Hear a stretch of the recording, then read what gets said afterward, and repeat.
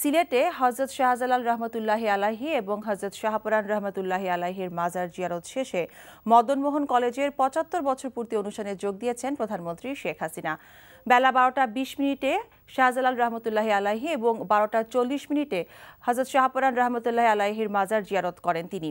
এর আগে সকাল ১১টা ৫৫ মিনিটে হেলিকপ্টার করে সিলেট ওসমানী আন্তর্জাতিক বিমানবন্দরে অবতরণ করেন প্রধানমন্ত্রী। এ সময় তাকে স্বাগত জানান অর্থমন্ত্রী সহ মন্ত্রী, প্রতিমন্ত্রী সহ স্থানীয় আওয়ামী লীগ নেতারা। কিছুক্ষণ আগে মদনমোহন কলেজের ৭৫ বছর পূর্তি অনুষ্ঠানে যোগ দিয়েছেন তিনি। বিকেলে নগরীর আলিয়া মাদ্রাসা মাঠে আওয়ামী লীগের জনসভায় ভাষণ দেওয়ার কথা রয়েছে প্রধানমন্ত্রী শেখ হাসিনার।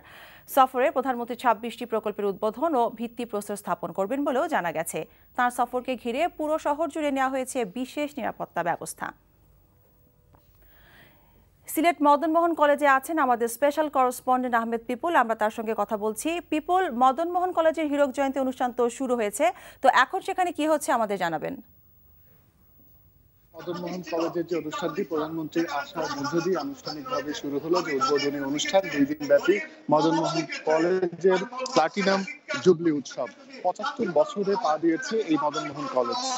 এই মুহূর্তে মদনমোহন কলেজের অধ্যক্ষ এবং অন্যান্য বক্তারা বক্তব্য দিচ্ছেন।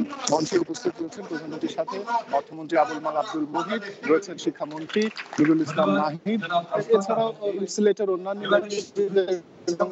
কলেজের সাবেক শিক্ষার্থীরা উপস্থিত রয়েছেন। তবে এই যেসব বক্তা ইতিমধ্যে বক্তব্য দিয়েছেন এই প্লাটিনাম জুবলি অনুষ্ঠানে, তাদের বেশিরভাগ জোরালো বক্তব্য এই কলেজকে, অর্থাৎ মদনমোহন কলেজকে সরকারি করার ব্যাপারে।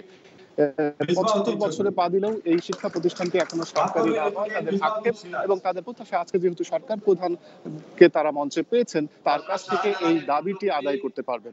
এছাড়া আপনি জানেন যে আজকে যেহেতু সিলেটে জনসভা করবেন প্রধানমন্ত্রী, সেজন্য আমরা বাইরে রাস্তার আশেপাশে ইতিমধ্যেই প্রচুর মানুষকে দেখতে পাচ্ছি, এবং জনসভা যে মঞ্চটি তার আশেপাশে লোক সমাগম শুরু হয়েছে।